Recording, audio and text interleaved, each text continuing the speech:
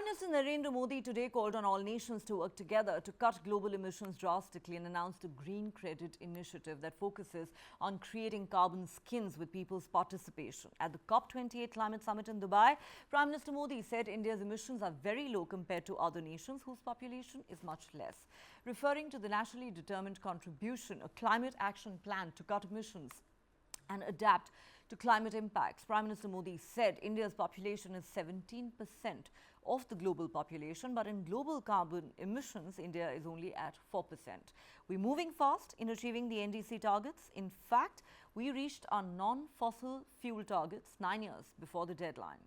The Prime Minister said we don't have much time to correct the mistakes of the last century and asked every nation to work sincerely to meeting their NDC targets.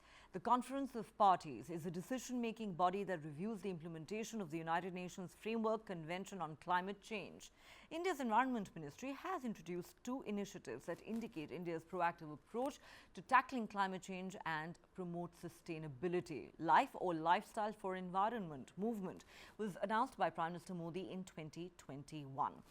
The Green Credit Initiative seeks to encourage environmentally friendly practices rooted in tradition and conservation, reflecting the ideas of the life concept. India is among a handful of countries on track to achieve its NDCs to limit global warming to 1.5 degrees Celsius.